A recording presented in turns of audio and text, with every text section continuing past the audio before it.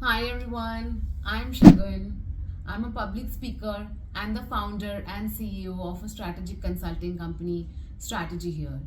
If you would have seen any of my previous videos, you know that I'm all in for your personal development, growth, and whatever growth you are experiencing in life, please do share in the comments so we know what else to make the video on and how is your progress going on. In today's video, I'm going to share a personal story from my own life. The contents of the video is not scripted at all and I'm all speaking from my heart.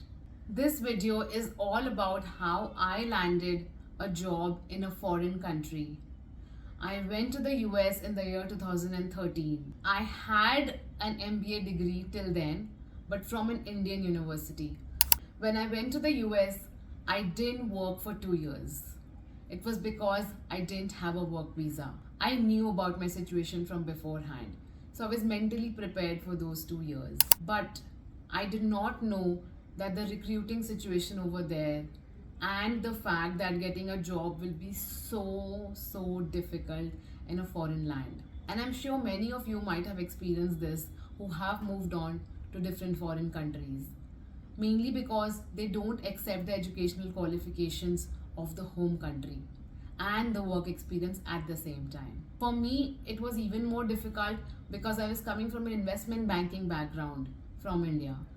The investment banking professionals who are hired in the US are only hired from top notch colleges such as Harvard, MIT, and I was not from one of those colleges. After a gap of 2 years, I knew that I didn't have US education degree. I had a gap of 2 years on my resume and I had no work experience from the US. So I knew this journey would be difficult. But I also knew that I didn't have to stop, that I have to keep going on and on and on. I didn't have a work visa for 2 years when I went there. And how did I use those 2 years constructively is something that I will talk in my next video. But then, after 2 years, when I received my work visa, I immediately started applying to jobs and I wanted to get into the corporate world as soon as possible. The first thing that I did was I started researching around how do people get jobs in the US. Is it just through college placements? Is it just through recruitment agencies? Or is it just employee referrals? I very soon realized that recruitment agencies have a big role to play. But no one knew me in the Chicagoland area. I had to immediately start building a network. As soon as my work visa arrived after 2 years, I started applying to different jobs. Very soon, I realized that having a ground network in the land where you're locally applying to jobs is extremely important. And what better network would I be using than LinkedIn? So then I started reaching out to different people over LinkedIn, all from the Chicagoland area who could help me land a job. It would be recruiting professionals, it would be managers, executives, and so on. Started being more active on LinkedIn. I started spending more time on LinkedIn. I started pushing out more content, reaching out to more people. One thing that I really did and I would really recommend you is that you should always ask for help. There is no harm in asking for help to others. Max, what can happen? They will just say a no. I mean, no one dies by asking for help. And that's what I did. I kept on asking for help. I kept on reaching out to different people who became my first connections on LinkedIn, that this is what my profile is. I'm looking for a job in this area and everything else. Within a span of 5 months, I had over 5,000 connections on LinkedIn who were on my first connection list and who I could reach out to any time of the day. I built a network around recruiting professionals and recruiting agencies because that is a big chunk of the entire recruitment that happens in the United States. Day in and day out, I was just applying to jobs, and I very well knew that finding a job in investment banking will be extremely difficult because of the criteria that different investment banking companies have abroad. So I knew I wanted to get into something similar because that will be a good, easy entry point. I started applying to all of the research jobs. I started applying to all of the finance jobs. I also started tweaking my resume a little bit as per the job requirements. So, for example, if there's a job requirement which mainly requires analysis of cash flow statements, then I would write that at the top at my resume and then profit and loss statement followed by the balance sheet. Now, that is an important part because what you highlight is what the interviewer is seeing. And by the end of 9 months, I had more than 50 versions of my resumes on my desktop. Till date, I have not removed that folder. It took me 9 months, 9.5 months to actually land up a job in the US.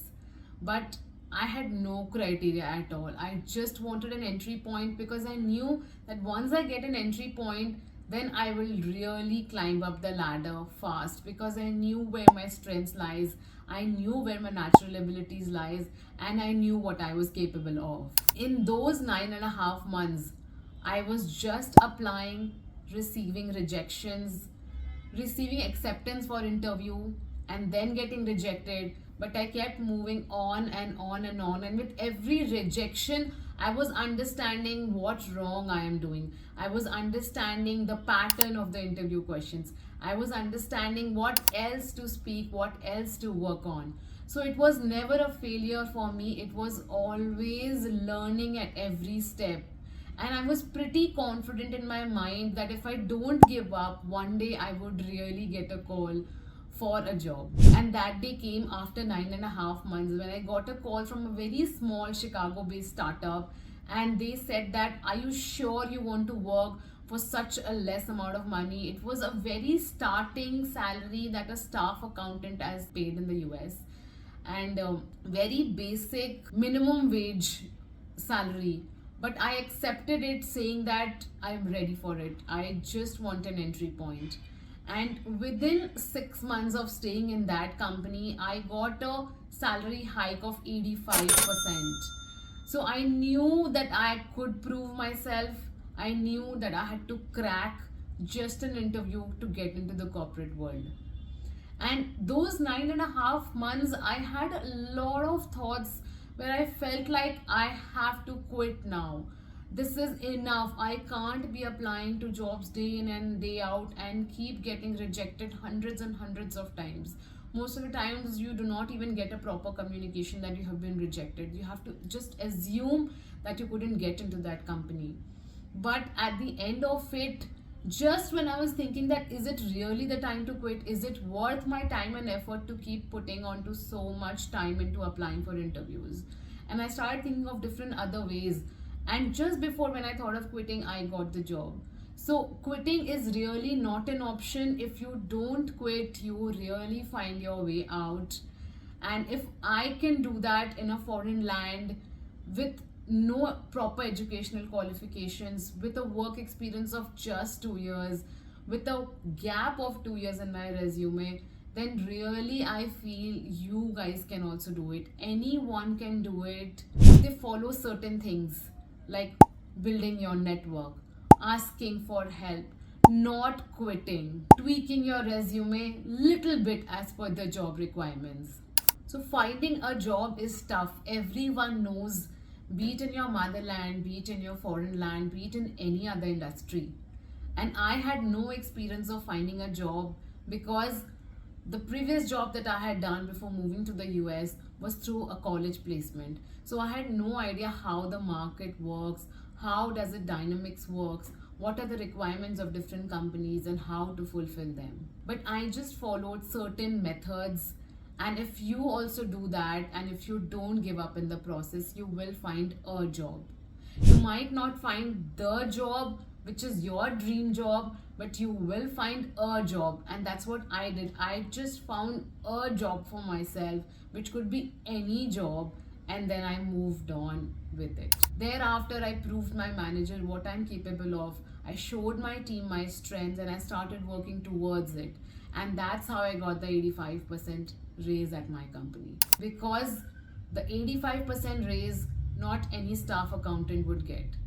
But 85% raise a person would get if his manager or her manager thinks that she is becoming capable of being a manager and doesn't deserve to stay at the staff accountant position. So even before the yearly appraisal, in just 6 months, I got the raise. Let's recap certain things that I did that might help you also in your journey of finding a job.